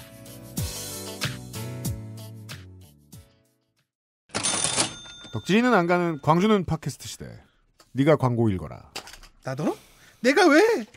안 가시니까요. 이제 고작 일주일 남았습니다. 광주는 팟캐스트 시대 공개 방송. 12월 28일 오후 3시 광주 서빛마루 문화예술회관입니다. 인터파크에서 티켓 예매가 가능합니다. 절찬리 예매 중이에요. 네. 오직 공개 방송에서만 만날 수 있는 3인 진행자의 케미가 있습니다. 유정이라고요. 이거 어떤 분이 이번에 페북에 팬아트 그려서 올리셨더라고요. 그래요? 네. 왜 보고 싶지가 않아지지? 약간 그 고릴라즈 앨범 아트 같아요. 그렇다면 보고 싶네요. 특히 UPD를 어떻게 그렸는지 너무 보고 싶네요. 매서운 추위도 무너뜨리는 공방 업된 개그의 향연. XSFM 10주년 시리즈의 피날레입니다. 그리고 동시에 민주화의 성지 광주에 보고하는 XSFM의 탄핵 보고이기도 합니다. 당분간 오프라인에서 만나면 기약이 없습니다. 이것이 마지막입니다. 당분간은요. 어디다 쓸지는 알 수 없는 진행자 3명의 사인도 받을 수 있습니다. 당신이 만약에 청취자가 유머를 아는 사람이라면 안 받는 것도 괜찮습니다. 그럼요. 2024년 마지막 좋게 될 기회는 공개방송에서 각자 보여주도록 하겠습니다. 그렇습니다. 12월 28일 올해 마지막 주말에 광주에서 뵙겠습니다. 네. 그리고 저희가 또 이번에 지난 요파시 공개방송에서 안 했던 참여형 이벤트를 준비를 하고 있걸랑요. 그렇습니다. 선물 많이 드립니다. 지금 제작진들이 열심히 머리를 짜고 있어요. 네, 궁금하면 오세요. 네. 광주에서 만나요. 크루시안 01님의 질문. 국힘이 이후 내란 동조 혐의로 최고 정당해산 심판을 받는다 해도 다시 뭉쳐서 그냥 당 만들면 그만 아닌가요? 하고 울어주셨어요. 네. 역시 가장 많은 사람들이 뜨겁게 반응한 것이 위헌정당 해산 이야기입니다. 좀 더 가보면 자세히 살펴보면요. 입법이 미비하다고는 하지만 지금 이 정도는 대비해놨습니다. 정당법에 따르면 해산된 정당과 비슷한 강령, 같은 명칭의 정당을 다시는 만들 수가 없습니다. 비슷한 강령도 안 되는군요. 네, 이 비슷하다는 거는 좀 그렇죠, 애매한데. 재판관의 주관이 좀 들어가긴 하겠지만은. 그럼 당명을 진보한국당으로 바꿔야겠어요. 네. 그러니까 국민의힘이라는 한국노동당이라든가 국민의힘이라는 그 이름을 다시 쓸 수 없는 거죠. 지금도 이후에 나오는 모든 정당들은 통합진보당이라는 이름을 못 씁니다. 그리고 강령을 봤을 때 통합진보당과 비슷하면 쓸 수 없어요. 자, 정당이 해산한 후에 그 자산을 처리하는 절차를 조금 더 깊이 소개할 필요가 있어요. 네. 보통은 정당의 당규에 있습니다. 해산할 때 청산위원회라는 것을 만들어서 이제 행정 처리도 하고 자산 처분도 한다. 근데 자산 처분도 당헌과 당규에 따라서 뭐는 팔고 뭐는 어디로 넘기고 뭐 얼마는 국고에 반납하고 부채는 갚고 이런 걸 합니다. 그렇게 해서 쭉 청산을 하는데 당헌과 당규에 처분 방법이 없는 자산이 있을 때가 있어요. 그래요. 예, 옛날에 제가 찾았던 판례 중에서 가발. 죄송합니다. 자민련이 자진 해산을 했잖아요. 네. 그때 그런 재산들이 좀 발생을 했어요. 뭐가 있지? 근데 그런 자산은 네. 어떻게 되느냐? 정치자금법에 따라서 정당 지원금 반납처럼 국고로 들어옵니다. 그러니까 복합기, 노트북, 커피포트. 국민의힘 당사 안에 만약에 더블 조그마한 디올 파우치 같은 게 있었다고 하면은 국고에 기속된다 이런 거죠. 조그마한 파우치와 조그마한 네. 가발은 네. 예. 국가가 이제 경매를 해서 국고에 보태죠. 그럼 공식 명칭은 이른바 파우치가 되겠습니다. 근데 더 중요한 점은요. 이렇게 자산을 한번 리셋을 하기 때문에 새로 만드는 후계 정당 하나가 아닐 수도 있죠. 그럼 이런 정당들은 정치 자금을 0부터 다시 쌓아 올려야 됩니다. 인벤이 제로다. 그렇죠. 아니 그 정당이라는 법인이 없어졌잖아요. 네. 뭘 팔고 뭘 또 이거는 누구한테 양도하고 하면서 이제 돈을 만들어서 뭐 빚도 갚고 국가에 내고 뭐 그러고 남았는데 이건 규정이 없어요. 어떻게 해요? 그럼 국가가 가져가고 해서 싹 없어졌어요. 그럼 뭐 최소 그러고 다시 시작하면 풍찬 노숙의 시작입니다. 그러니까요. 거의 뭐 이 정도면은 1940년대보다 이전으로 돌아가는 게 아닐까요? 저도 자세한 건 좀 더 공부를 해봐야 할 텐데 정당사를 알 수 있는 흔적들 중에는 정당의 부동산 자산이 있거든요. 뭐 연수원도 있고 그렇죠. 각 당의 저 지방 당사들도 있고 사무실들도 보통 개인이 운영 못합니다. 당의 돈이 다 들어가요. 근데 이 정당 같은 경우에는 부동산으로 딱 보면 역사를 거부하지 못하는 게 민정당 때 받은 게 되게 많습니다. 그것들을 하나하나 팔아서 팔거나 양도하고 해서 그럼 행복주택 가야죠. 그걸로. 좋은데? 이것이 행복회로예요? 그래서 다음 정부에 강력히 요청을 하는 바가 아닙니다. 네, 아닙니다. 네. 자이스반 님이 국민의힘이 다른 원외정당과 합당하여 간판가리를 해도 해산이 가능할까요? 자, 법은 바보가 아니라서 그래봐야 같은 당입니다. 비슷한 강령. 그리고 그래봐야 같은 당이죠. 왜? 아니 뭐 합당을 할지언정 네. 개혁신당과 합당을 할지언정. 그러니까 원외라고 말씀하셨으니까 아마 자유당, 자유통일당. 근데 그렇게 되면은 그 당도 같이 해산에 끌려 들어가는. 이미 지금 내란 암흑물질이 묻는 거예요, 그냥. 이름을 안 써주신 그리고 지메일에 보내주신 분이 루시퍼의 약혼자의 배우자님이. 네. 무슨 소리야 이게? 루시퍼 약혼자란 분도 메일을 보내셨나요? 혹시 그래서 이렇게 쓰신 거 아니에요? 만약 국민의힘이 새로운 당을 이게 되게 궁금하구나. 새로운 당을 만들 국회의원이 전부 새로운 당으로 옮긴 후에 국민의힘을 스스로 해산한다면 위원정당 해산이 불가능해지는 건가요? 그러니까 이 대악마를 상대로 불륜을 거시는 배포다운 질문인데요. 그렇습니다. 그래봐야 저는 못 피할 것 같거든요.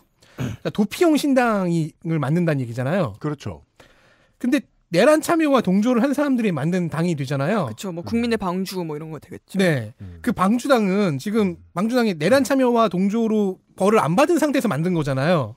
그럼 벌을 받아야 되잖아요. 그러면 못 피하죠. 판사는 게임 규칙을 읊어주는 NPC가 아니라 사람이라서요. 이 정도는 판단하지 않을까 싶습니다. 다만 판례가 없으니까. 누가 연구를 했겠어요. 그러니까 이것도 다 지금 뭐 아무도 연구하지 않는 분야인데. 미개척 분야. 지금 우리가 연구를 시작한 겁니다. 예, 근데 어쨌든 뭐 새로운 당으로 전부 탈당하고 옮기든 아니면 원외적 합당을 하든 그 새로운 당의 강령이나 주장 내용이 여전히 내란 동조 또는 개헌 뭐 그 비호를 하게 된다면 그 위원정당 해산의 가능성은 여전히 남아 있습니다. 다만 우리가 길지 않은 시간에 이 논쟁을 많은 법학자들을 불러서 많은 매체들이 하게 될 것 같긴 합니다. 근데 이제 위헌정당 해산에서 실은 가장 어려운 부분은 이제 제소거든요. 제소가 국무회의 의결로 하게 되는데, 그렇죠. 그래서 정부가 바뀌어야 됩니다. 정부가 바뀌어야 되고 또 정부가 바뀐다고 해도 국무회의에서 과연 이제 거의 3분의 1 정도의 의석을 가지고 있는 정당을 위헌정당으로 할 거냐. 근데 저는 아까도 말했지만 국민의힘이 이제 탄핵 결정이 나서 대선이 되면 네. 대선 기간 중에 과연 지금같이 내란 부정, 계엄 적법 주장을 대선 기간 캠페인으로 할 수 있을 것인가. 만약에 그렇게 한다면 그거는 아마도 새 정부에서 위헌정당 해산을 해야만 할 수밖에 없게 됩니다. 그러니까 제 안에 있는 루시퍼는 그렇게 얘기하고 있어요. 근데 하지만 절대 접지 말고 계속 내란 옹호를 해달라. 네, 하지만 아마 대선이 접어든다면 표변할 겁니다. 태서의 전환을 할 거라고 저는 생각합니다. 다만 그래서 실제로 내란에 참여하지 않은 자유통일당이 해산될 가능성이 높습니다. 그건 가능합니다. 내란 아님 이런 걸로 근데 거기는 그렇다 치고요. 할 수 있거든요. 거긴 그렇다 치고요. 아니 저는 그냥 너무 원해요. 내 안에 악마가. 자, 아무튼 강령의 윤석열 개개끼를 써야 된다는 얘기군요. 그렇습니다. 예, 우리가 잘 알고 있는 바로 그 문법. 해봐. 자, HJ 소울 23님이 아직 이런 거 계속 나옵니다. 정당 해체 시 현 국회의원 및 지방의원들은 어떻게 되나요? 국회의원의 경우는 지난주에 알려드렸죠. 지역구와 비례로 나눠서 지역구는 보궐선거하고 비례는 공석으로 만든 후 삭제한다고 알려드렸어요. 문제가 지방의회의 의석입니다. 이건 통합진보당 해산 당시 헌법재판소 판례에도 없습니다. 있는 게 아무것도 없어요. 네, 미지의 판례 공부 시간. 그래서 당시 선관위가 유권 해석을 했어요. 일단 비례의석에는 원리를 확대 적용해서 광역의원 비례와 기초의원 비례는 삭제가 됐습니다. 근데 지역구는 문제가 되는 거예요. 이건 선관위도 애매하다고 봤어요. 자, 비례의석은 정당에 대한 지지였으니까 정당이 사라지는 순간 근거도 사라지니까 삭제하는 게 맞아 보이는데 근데 지역구는 정당 지지도 있지만 인물 지지도 있잖아요. 이걸 구분할 방법은 없잖아요. 네. 그래도 헌법재판소는 국회의석의 경우에는 구분하지 않고 박탈을 시켰는데 지방의회에도 그걸 똑같이 적용해야 될지는 잠깐만이 되는 거예요. 그렇죠. 뭐 시의원 재보궐 뭐 이런 걸 하기도 애매하고. 하면 되죠. 그건 하면 돼요. 하나요? 원래? 네, 늘 합니다. 보궐선거 뭐 늘 하긴 하니까. 근데 일단 통합진보당은 광역의회의 지역구 의석이 없어서 판단 없이 넘어갔어요. 대신 기초의회에는 지역구가 31석이 있었는데 이건 그냥 무소속이 되도록 놔뒀습니다. 사람들을 살렸다. 당시 통합진보당에게는 이제 지방자치단체장 자리도 대통령 자리도 없어서 행정부 라인의 선출직에 대한 판단도 역시 없었어요.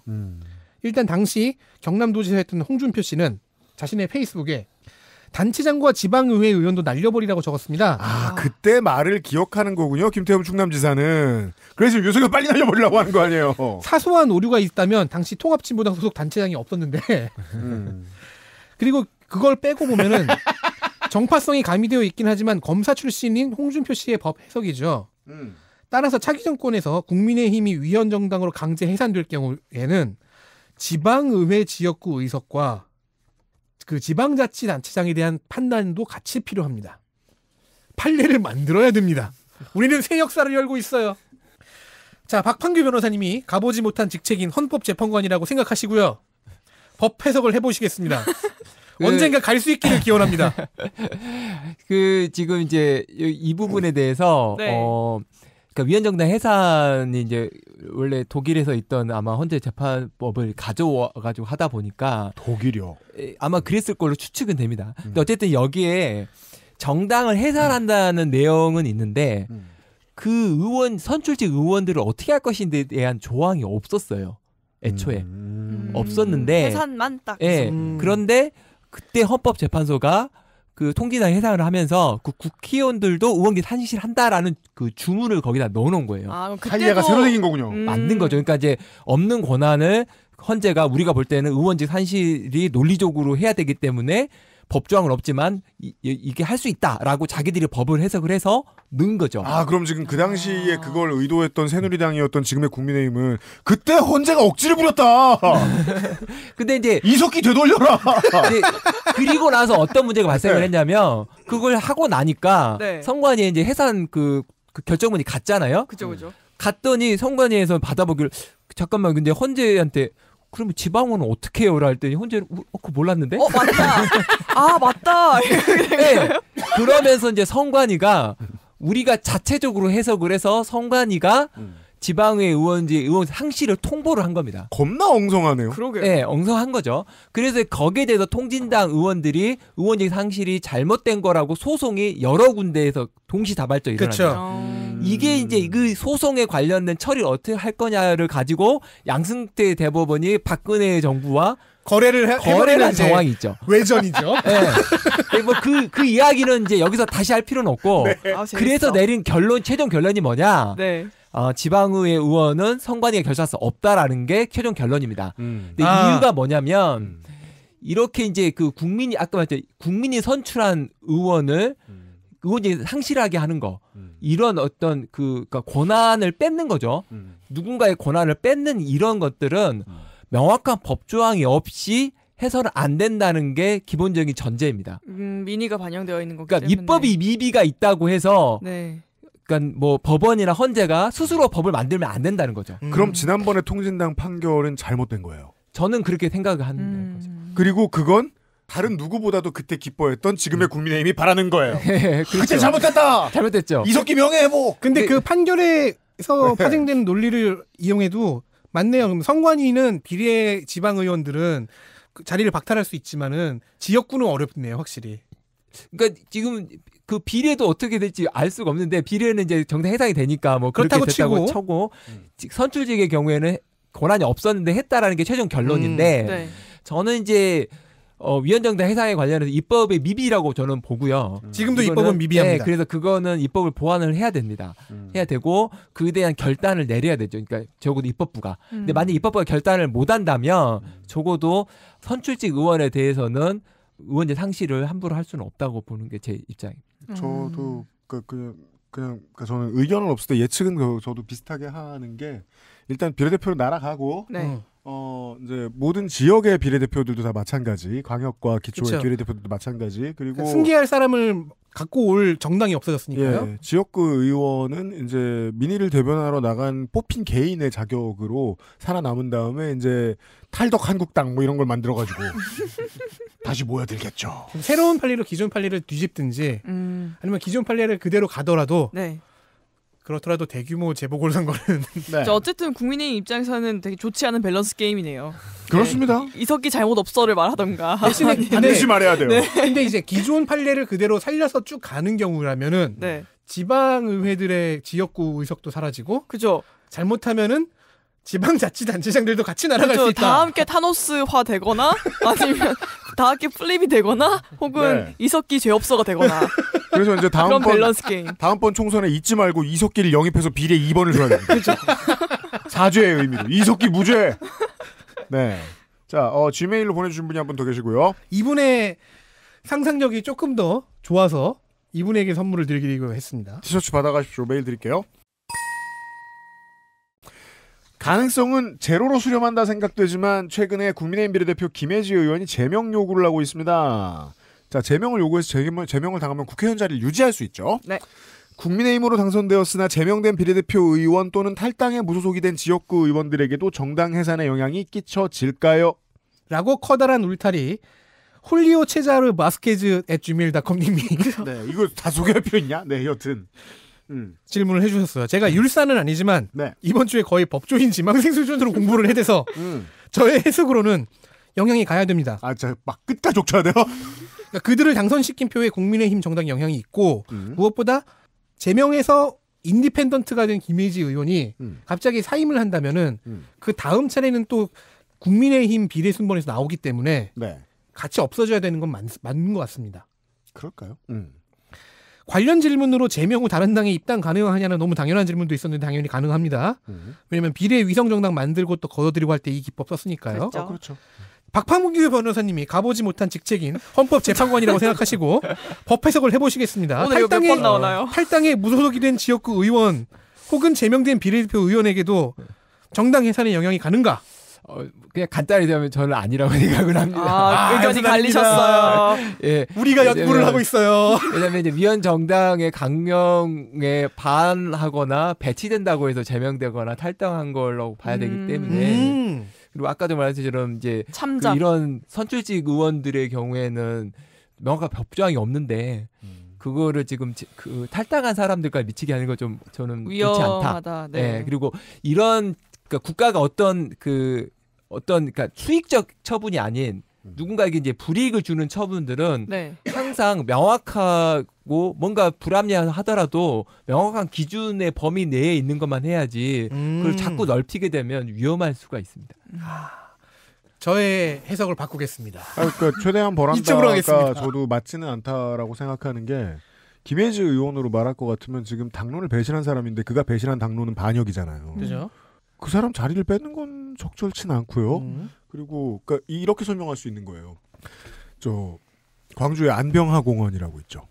안병하 치안감은 그 5.18 당시에 발포 명령을 거부했던 경찰 간부로 유명한 사람이죠. 네. 예.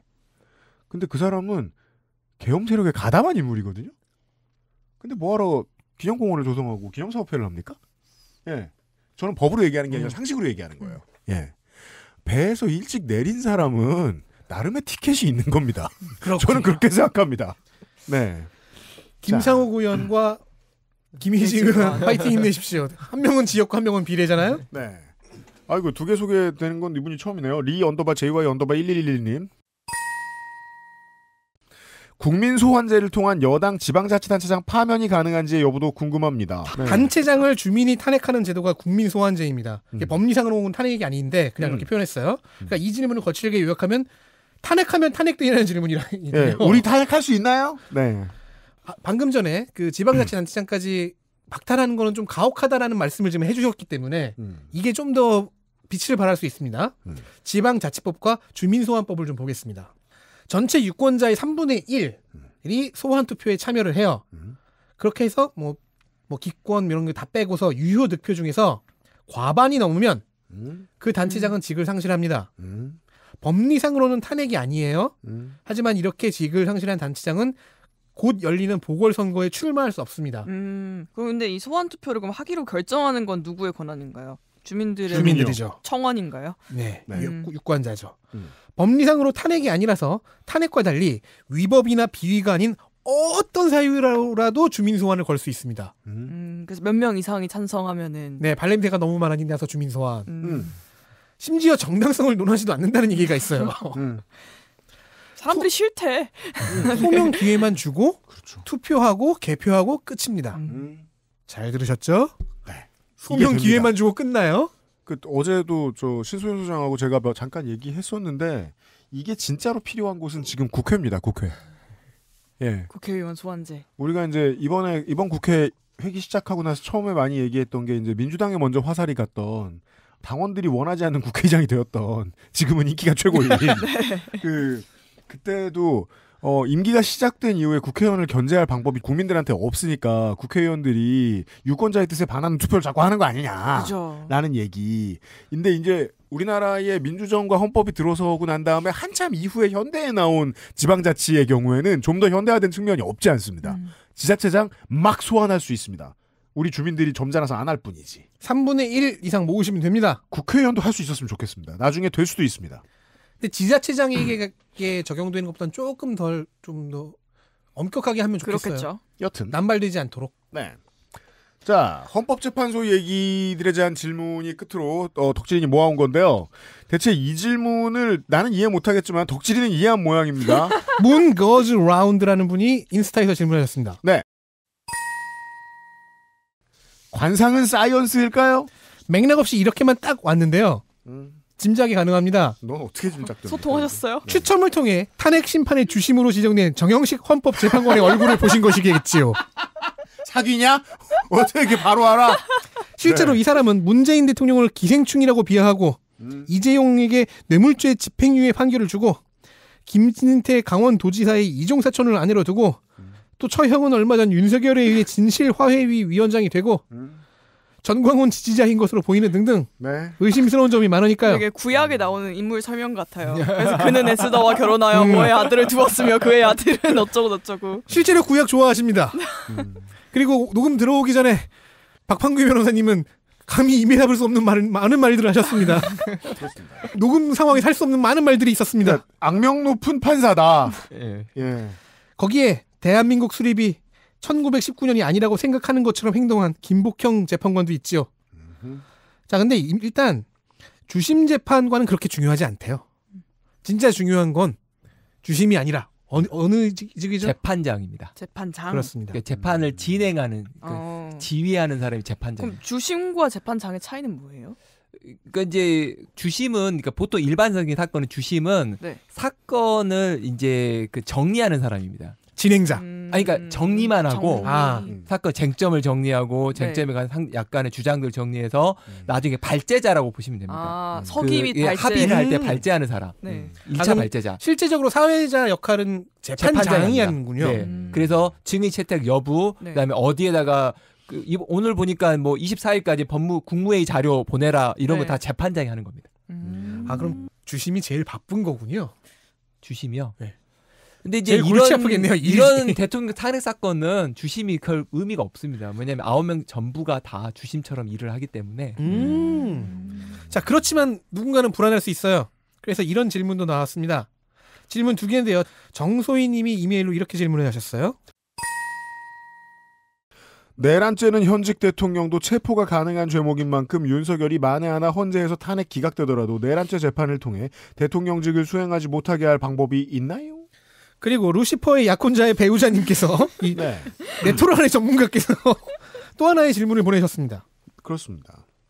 헌재에서 최종적으로 탄핵을 기각하면 윤석열은 대통령직에 복귀하고 대통령 권한을 행사할 수 있는 건가요? 그렇죠. 내란 수계 혐의로 조사 진행 중이지만 1심 판결에 불복하고 최종심까지 질질 끌다 보면 대통령 임기가 끝날 수도 있는데 임기까지 직을 유지하는 게 가능한가요? 가능하지요. 이 경우의 수 따지시는 분들. 네, 그러니까 지금 탄핵 기각이 되는 경우를 지금 두 분 다 걱정할 만합니다. 네. 정소희님께는 선물을 보내드리고요. 네. 자, 내란죄로 형사 재판을 하고 유죄를 받아내 구속을 하면 이제 구속 상태가 되죠. 유죄를 받아내기 전에도 구속이 되죠. 근데 방금 전에 박판규 변호사님께서 헌법재판관이라고 할 뻔했어. 짚어주셨듯이 구속 상태가 사고 상황인지 거리 상황인지 해석하는 데 필요한 거는 돌아올 수 있는지의 여부예요. 사고라면 권한대행이 서면 되죠. 거리라면 대선을 합니다. 근데 우리 아까 얘기했지만 이걸 거리라고 보긴 어렵습니다. 네. 그런데 실형을 받고 수감이 된 거면 거리죠. 그렇죠. 왜냐면 그냥 구속해서 재판이나 수사를 받고 있는 상태라면은 수사 결과나 법원 판단에 따라서 돌아올 가능성이 있으니까 사고인 거예요. 자, 이번에 2차 탄핵 소추안을 내면서 탄핵연대한 6당은 한 가지 함정을 파놨습니다. 1차 탄핵안에 있었던 몇 가지 사유를 2차 탄핵안에 넣지 않았어요. 네, 1차 탄핵안 읽어보고서 욕한 사람들 많았어요. 마음이 급해져서. 그냥 내란 하나만 넣어라 제발. 그래야 재판 빨리 된다. 자, 그리고 그건 이 재판을 빠르게 할 용도도 있지만 다른 용도로도 쓰일 수 있습니다. 이번에 빠진 것도 있죠. 김건희의 여러 혐의와 그걸 막기 위한 뭐 거부권 남용, 명태균 게이트 내용, 북중러를 적대시하는 외교 정책 이런 것들이 2차에 빠졌어요. 대신에 내란과 직권남용 사유가 더 근거를 두텁게 가져왔어요. 자, 이건 이 사람들이 탄핵 사유가 안 된다고 본 게 아니라 그렇죠. 선택과 집중도 있지만 탄핵 기각이 되면 같은 사유로 탄핵안을 또 못 내잖아요. 탄핵이 왜 세냐? 한 번만 쓸 수 있는 카드라서 그런 것도 있습니다. 그런데 지금 안 쓴 사유가 있잖아요. 그럼 2차에 안 넣은 사유들을 주섬주섬 챙겨서 3차 탄핵 소추안을 발의할 수 있어요. 그렇습니다. 비상사유. 아직 한 발 남았다가 됩니다. 네, 제가 한 번이라고 말씀드린 이유는 같은 탄핵안을 또 쓸 수 없다는 겁니다. 네. 그럼 영원히 전국이 흔들릴 테니까. 끝으로 다 했네요. 일단 이번 주에 질문들을 대충 다 소화했고요. 여러분 더 많은 질문들을 보내주시고요. 최대한 답변해드리겠습니다. 이거 마지막 이건 해요? 해. 정리해. 여러분 복수나 압박을 할 방법이 없을까요? 이건 제가 지난주에 저 자신에게 했던 질문입니다. 왜냐면 저는 소인배라서 복수욕이 매우 큽니다. 저는 저에게 큰 손해를 안긴 사람들의 리스트를 갖고 있고요. 주기적으로 그들의 흑역사를 발굴해서 정리해둡니다. 와우, 데스노트가 있으시군요. 언젠가 그들이 가장 아플 순간에 타격을 가하기 위해서요. 그렇습니다. 저 나이까지 저러고 있는 걸 보면 계속 간직할 것입니다. 저는 소인배입니다. 혹시 저와 같은 청취자가 있다면 위자료 청구 소송 운동이라는 것을 소개하겠습니다. 오래전 네티즌 사마의 오음질 리뷰 방송에서 나왔던 말이 있습니다. 좋아요. 결국 저들이 가장 지키고 싶어하는 것은 돈이다. 그렇다면 무엇을 빼앗아야 할까? 돈이다. 이번 경우에는 권력과 거기서 파생되는 돈일 테니까 권력도 빼앗고 돈도 빼앗아야 합니다. 무엇보다 김민석 의원의 표현을 따르면 반역자들은 패가 망신한다는 교훈을 남겨야 합니다. 와, 맞습니다. 이런 사격 대사 같은. 네. 그래서 10만 원씩 위자료 청구 소송을 하는 운동이 있습니다. 10만 원, 만 원. 단순 10만 원이요. 단순 계산하면 5,100만 국민이 만 원씩만 청구해도 그게 얼마입니까? 5억 넘죠? 아니, 5,100억이에요. 하여간 돈 계산 못하긴. 그런가? 김민석 의원은 그래서 자신의 블로그에 소장을 올려놨어요. 온 국민 위자료 청구 소송 운동이라고 검색하시면 게시물이 나오는데 HWP 파일로 첨부되어 있습니다. 네. 소장의 다른 부분은 모두 기입이 되어 있고 원고 부분을 채우면 돼요. 근데 여기는 이제 소송 대리인 부분이 있거든요. 김민석 의원은 대충 채워서 제출하라고 하지만 뭐 거주지 근처에 법무법인에 가셔도 되고요. 그것보다 더 좋은 방법이 있습니다. 이 운동을 하고 있는 법무법인에 가셔도 됩니다. 그 법무법인은 법무법인 도시라는 곳으로 여기 소속의 이금규 변호사는 박근혜 탄핵 당시 국회 측 대리인이었습니다. 승소 유경험자예요. 이 사람이 소장을 프리셋으로 다 만들었고요. 원고 피고란만 채워서 법원에 제출하면 위자료 10만 원 소송에 참여하게 되는 겁니다. 소장 접수 방법은 관할 법원에 오프라인으로 내거나 전자소송 사이트에 낼 수 있는데 더 쉬운 방법이 있습니다. 법무법인 도시에 메일을 보내세요. 이메일 lawdo시@naver.com LAWDOSI로 보내시면 이름, 주소, 휴대폰 번호, 주민등록번호를 보내시면 이 단체 소송에 참여할 수가 있게 된다고 합니다. 그럼 나도 10만 원을. HWP를 다운받을 필요가 없어요. 그렇죠. 그리고 이 소송 수임료는 무료라고 합니다. 그럼 10만 원 다 받을 수 있어요. 예, 이게 연말정산 받는 기분으로. 근데 이 운동이 안 될 수도 있잖아요. 그리고 복수까지 하기에는 조금 짜친다고 생각하는 군자들도 계시잖아요. 하지만 탄핵은 되어야 합니다. 네. 헌법재판관들에게 압박을 넣고 싶어서 집회에 참여하고 계신 우리 군자 선생님들, 곧 연말 연시이니까요. 군자답게 우리의 귀한 헌법재판관들에게 연하장을 보내봅시다. 서해도 이제 막 난도 쳐가지고 막 군자답게. 네. 우체국에 잠깐 들르세요. 그래서 연하 엽서나 연하 카드를 사시면 그 가격이 우편 요금도 포함이 되어 있습니다. 보낼 주소는 서울시 종로구 북촌로 15 혹은 제동 83번지이고요. 우편 번호는 03060입니다. 3060. 이 운동은 지난 박근혜 탄핵 때도 있었습니다. 이번에도 하지 말란 법이 없죠.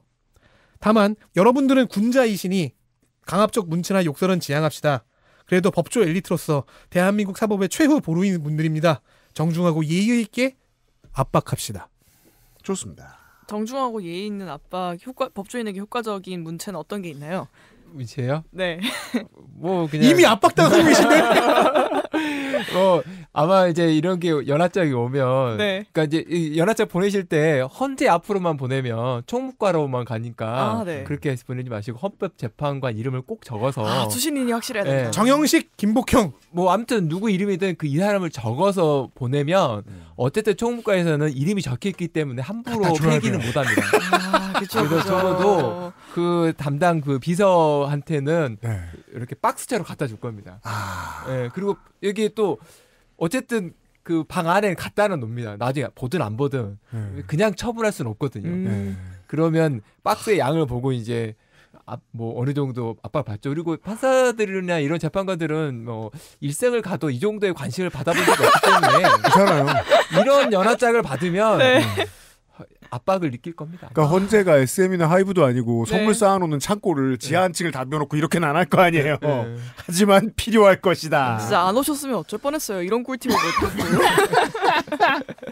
그리고 아마 적어도 비서는 볼 겁니다. 보면 뭐 재밌고 또 괜찮은 게 있으면 또 다시 갖다 줄 수도 있고. 비서와 팬팔하지 마시고요.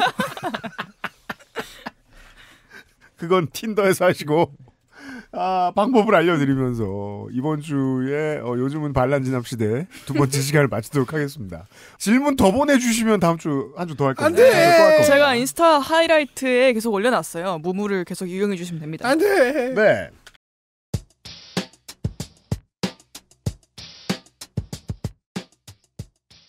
그 덕진의 계산이 맞았습니다. 국민 한 명당 10만 원이면 5,100억이 맞습니다. 제가 지금 사실은 제가 계산한 게 아니니까요. 그건 이금규 변호사가 계산한 겁니다. 예. 대통령 기사는 아크로비스타 그 62평형 사시거든요. 예. 지금 시세가 50억 원대 잡히네요. 이 소송은 네. 이제 윤석열뿐만 아니라 관련자들 다 연대 책임할 수 있습니다. 그래서 윤석열, 그다음에 김용현, 그다음에 여인형, 그다음에 그 수방사 그 3명, 그다음에 정보사 다 피고로 잡을 수 있고요. 네. 그 중에 이제 곽종근 특전사 사령관처럼 이제 양심 고백하면 그 소치하면 됩니다. 그래서 압박을 해야 됩니다. 그래서 만약에 너가 국민의 편으로 돌아서지 않으면 돈으로 응징하겠다. 그죠. 금모으기 운동이 아니라 금 뺏기 운동. 그렇죠. 그래서 그렇습니다. 끝까지 반항해서 다 전부 다 그 돌아서게 만들어야 그렇죠. 됩니다. 국민들이 민사로 범죄의 수익 뜯어내기. 네. 근데 다만 이제 이게 속가가 5,100억 정도 되면 최대 인지가 굉장히 비쌉니다. 거의 몇 억 정도 됩니다. 그럼 그냥 그럼 5억 1,000만 원 정도에서 아니야. 그렇죠? 그럼 소가를 올리면 돼. 12만 원으로. 인지대가 비싸서 어쩔 수 없다. 이러면서 10만 500원 뭐 이렇게 올려야 그래서 돼. 따로 인지 요금을 아마 뭐 모금을 할 수도 있을 거라고 생각이 듭니다. 그렇습니다. 이 운동이 중단 없이 간다면요. 만약 성공한다면 복권보다는 이제 회수율이 좋지 않나요? 그래서 그렇습니다. 아마 인지 모음 뭐 펀드를 만들어도 괜찮을 것 같아요. 펀드를 만들어서 나중에 이제 회수하면 뭐 5%에서 6% 정도의 그리고 이자로 돌려주는. 승소하면 복권위원회에 주거나. 그럼요. 그럼 복지에 쓰일 거고. 자, 아름다운 전화를 주든지. 법무법인 도시 여러분 잘 듣고 계시죠? 여러 가지 아이디어가 이렇게 나오고 있습니다. 네, 제가 마음에 드는 건 5,100억이면 아크로비스타 100채를 팔아도 안 된다는 거예요. 100채를 어느 세월에 다 팝니까? 그 큰 걸. 그럼 최은순 씨도 최은순 씨 재산도 같이. 자, 돈과 권력을 빼앗으면 민주공화정이 좀 더 견고해질 수 있다는 말씀까지 드리면서 이번 주에 그것은 알기 싫다 마무리 짓도록 하겠습니다. 다음 주에 무슨 질문 나올까? 많이 보내주세요. 기대하고 있겠습니다. 네, 다음에 또 뵙겠습니다. 한 주간 동안 계속 공포에 떨었다고요. 매일마다 메일이 막 포워딩돼서 와. 잘 부탁드립니다, 청취자 여러분. 579회 함께 해주셔서 고맙습니다. 안녕히 계세요. 감사합니다. 감사합니다. XSFM입니다. I, D, W, K